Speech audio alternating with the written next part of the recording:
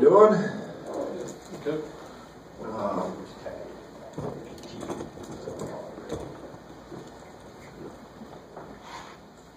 Interesting, yet a little challenging week. Had the flu bug literally run rampant through our program, so it's altered a few things in terms of preparation and practice, but that's okay. It's part of it, and got an Iowa basketball team that comes in with a young man, Tyler Cook, who I think is one of the best players in our league. He's outstanding, and a team that is, when I look at them statistically, they're good. I mean, there's not an area that they just pop out and say, wow. They throw a lot of different defenses at you. They're a team that is will press us a little bit. They have tremendous size and length, probably as big as any team in our league, especially on the perimeter. And then they've got a young man in Bohannon at the point that does a great job of getting them into it. They're a little different. They're not a real big set team. They run a lot of motion, so they test your principles, and you know, that's something that we got to be very solid in tomorrow. And they're a very, very good offensive rebounding team. They try to play inside out, and they're very much like us in terms of they want to play fast. They'll pitch it ahead. They'll shoot it quick, and I think they average 80, right around 80 a game. So they're a team that's struggled a little bit, but very, very good nonetheless.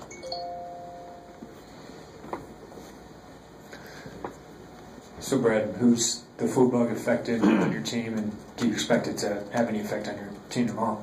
Well, it hasn't affected me. Everybody else is, knock on wood, everybody else has had some, from our secretary to Fletch to, and we've had a wide spectrum of guys out, literally since Minnesota, and you know, Allstorp was thrown out before the Michigan game and tried to play, and so we've had to run through basically our whole team. Hey, Brad, in the back. What is the dynamics of two teams that are both really wanting a first Big Ten win? What is the locker room dynamic, do you suppose, for you guys and maybe for them? I have no idea what it is for them. I wouldn't, you know, I think that you've got two teams. I think it's conference play. We've had an opportunity in each one of our 4 games. They've had an opportunity in a lot. In their last Maryland game, they had an opportunity. Led for a big chunk of that game. I think we're both looking for consistency. I think I think the one thing that in our case, I think we all want to win. I think that our locker room has a bunch of guys in it that want to win. I just don't know yet if we expect to win, and there's a big difference. And expectation is swagger, it's confidence. Maybe both are lacking. I don't want to speak for them. I don't. But I think the one thing that is, it's conference play no matter what league you're in, at what level. Nothing is given. Everything is earned, and you got to go get it. You got to go take it. And we've proven that we can play with anybody, anywhere. And I say anywhere because we've hardly been at home. And but it's something that we got to go take. No one's giving us anything. Brad, your three-point percentage around 32% this year. How shocked are you at that, given the makeup of your team, and what do you think the issues are there?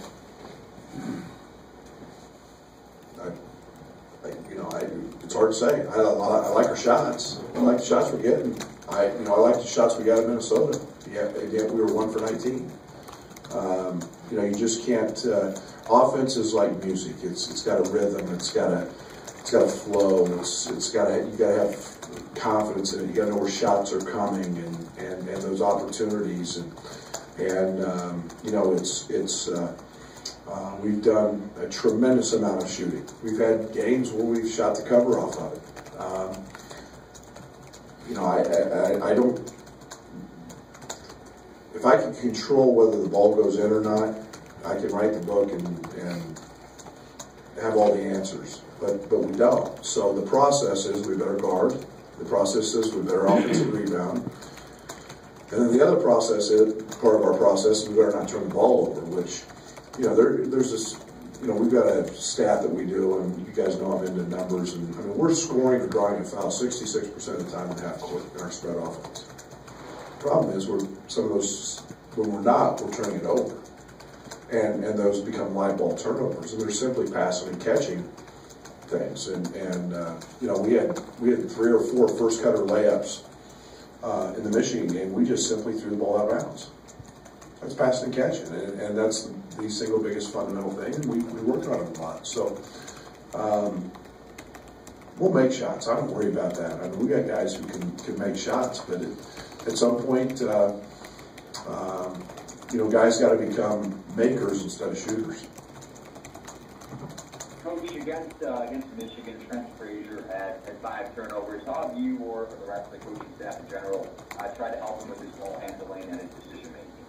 Yeah, it's more than decision making. Everything's the first time for Trent, and I think the one thing that every time we run a ball screen, he's seeing a different coverage, he's seeing a different size, and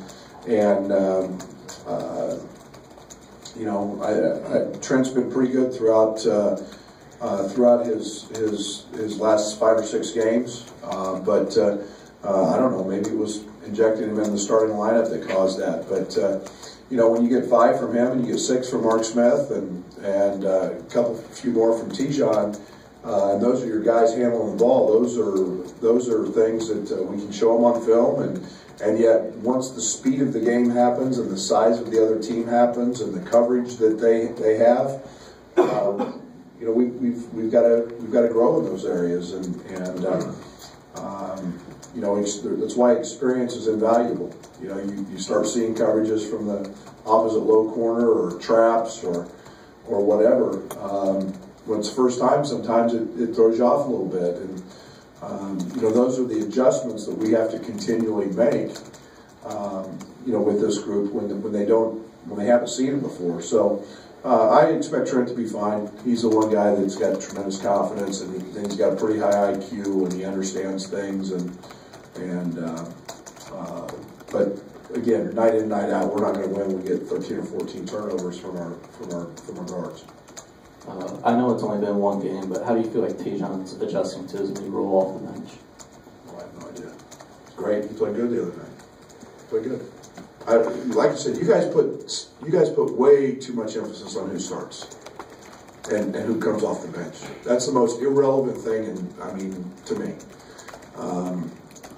Tijon's he was great. He played the same amount of minutes, and he's pretty close to where he's been playing. And I thought he was a settling factor, and he guarded. That's not been our problem. Consistency has been our problem, and doing it for 40 minutes. Greg had maybe one of his better weeks of the season, just those 2 games together. Has that? That's a good observation. That's what I'm here for. Has it carried over to this week? I mean, do you just maybe see him?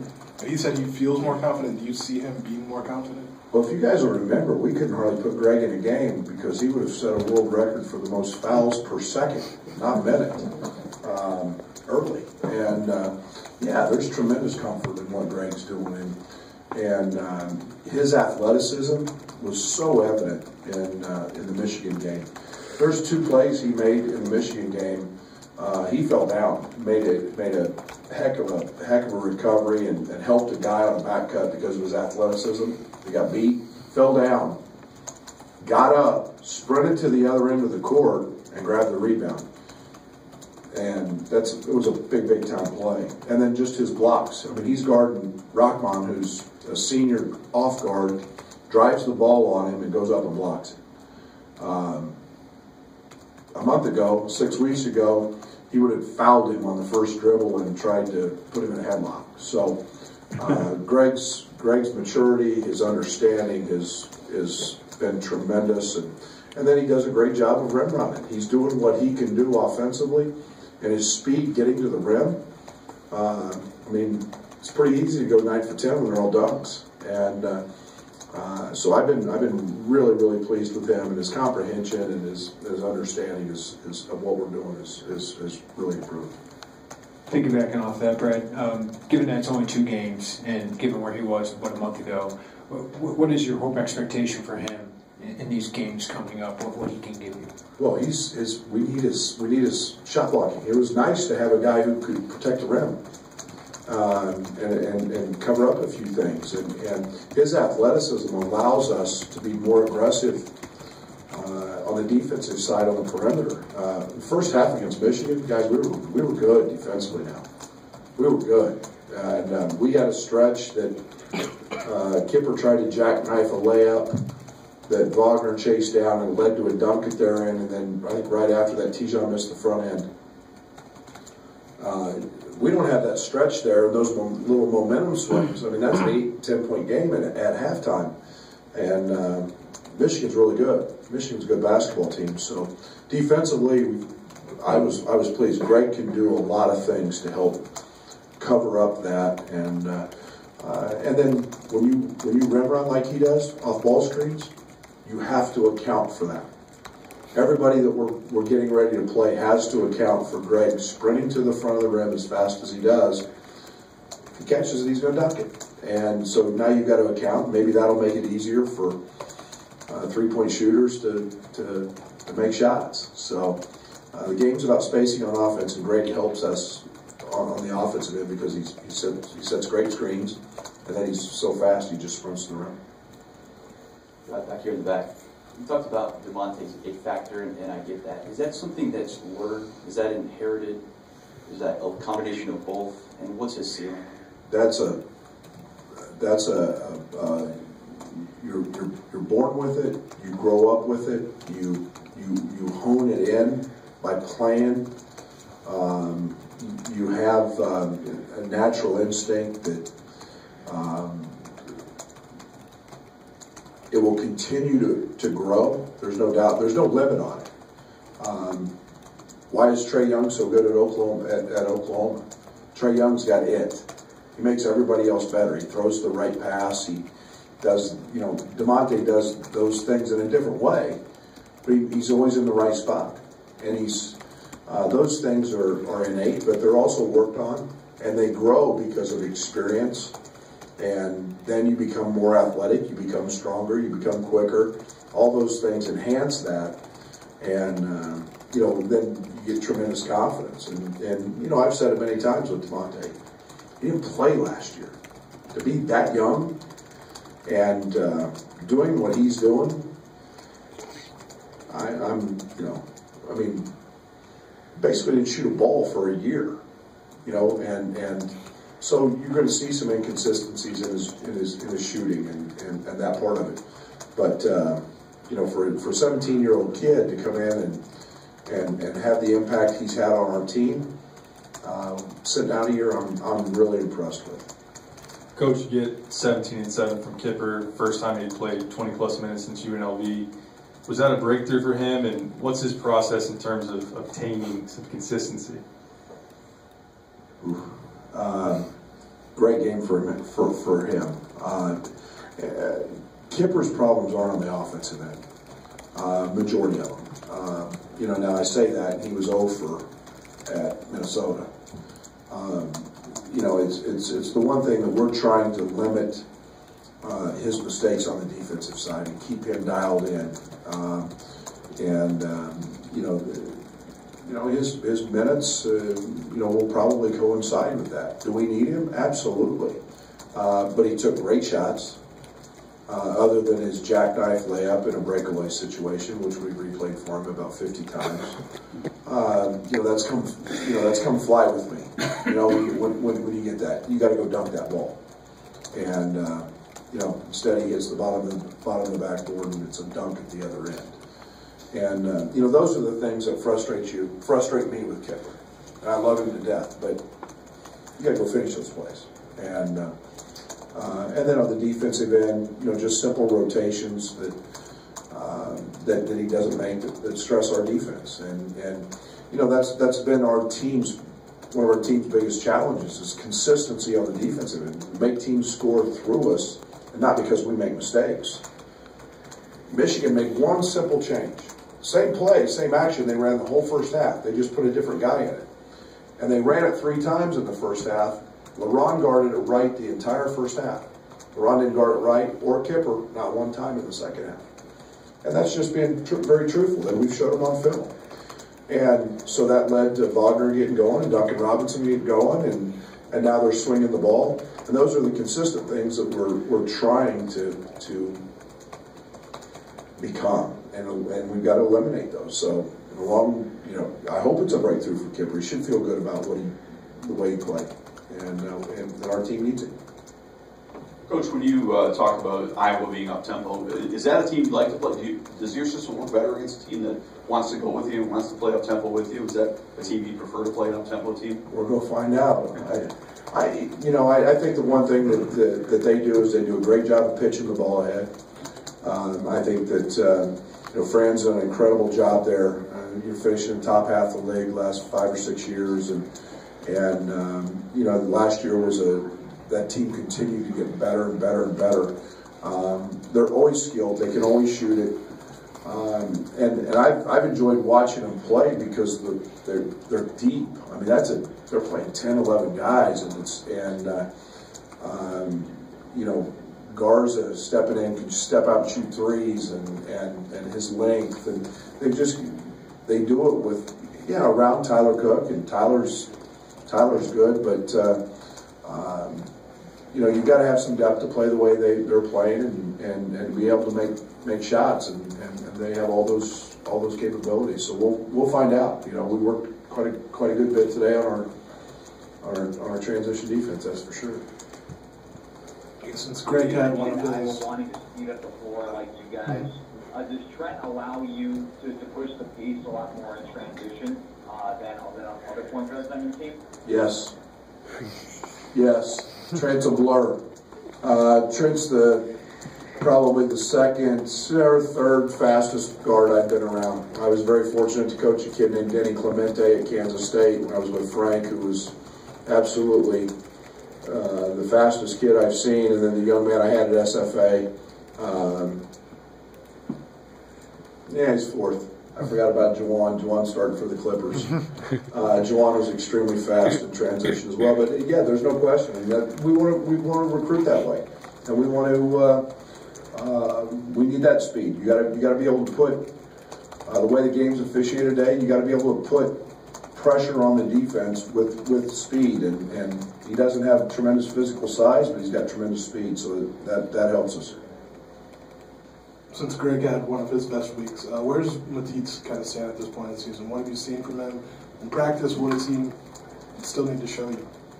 I think everything with Matisse is, and he had a real good week last week. He's had a solid week this week. I think the one thing that we're looking for him is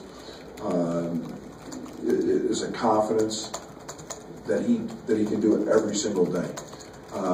Physicality is a part of his, or lack of, is something that he's continuing to grow with and deal with. He's gotten a lot better, and he gives us the dimension because he's a great passer.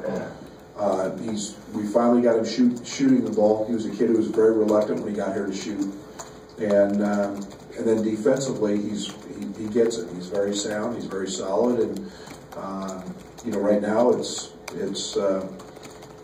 kind of who and where do I go with him, and who do I put him in front of? So he's kind of in that log jam, but he's gotten a ton better, and I'm excited about his future. For the first half against Michigan, LaRon didn't really play that well, but you guys still had the lead at the break. Is it kind of a nice feeling to know that he could kind of sputter like that, but the team can still play really well without him? Good question. I like knowing where stuff comes from. Michigan, and he didn't, and he was really sick. So AJ, Trent, LeBron, and Fakey scratch, really, don't. That's not a very comforting feeling as a coach, not knowing where it's coming from. And to get, I mean, you want to know where it's coming from. Now, I get it in his case in that game. It's very hard to sustain success and winning without that, without somebody being at the top of the scouting report, without somebody being a consistent scorer. And I get, LeBron's great. LeBron's a really, really good player, and he has not been well for some time. So that showed that last week in his play. But yeah, I want balance, and I know we have guys who are capable, but you want to know. I mean, if you're Michigan, you know Matthews and Wagner and Duncan Robinson, and you can go right on down the list, or Purdue or whoever. That's what I want. And it's nice to see somebody step up when he wasn't right, but we need some consistency in terms of, I'm shocked we scored 69 points knowing those 4 didn't do much. I guess one other thing with Trent, just defensively, and this is more maybe against Michigan, but when he is really kind of being as aggressive as I think you want to be, can he change things on that end for you? You say Greg? No, Trent. Oh, this. Yeah, Trent's a guy that can really bother people. I mean, you saw them. We had many times, and it's, Mark Allstorp's another guy that does that. I mean, you saw them stop right across half court. Like, just put the brakes on. They're not getting the ball into scoring areas to run offense, and that's something that we talk about a lot, and we stress, and Trent can do that. Trent's got to fight. I mean, when you're a guy of smaller stature, you've got to be a fighter, tough, and stay underneath people. And when Trent gets a little fatigued, he stops doing that. But for the most part, he can be tenacious. One of the reasons when I was at Stephen F, I was recruiting so hard, because I thought he could be that guy to replace the guy I lost. Just a ball hawk. And and our wings have to do a better job of denying. And that's one of the things that hurt us in the Michigan game. You get up there, it's pretty frustrating. You get up there and you start hawking the ball like Mark and Tijon and Trent do, and have wings that allow catches. It's pretty frustrating. And it's one of the things we're really trying to hone in on this week. Thanks. Thanks, bro.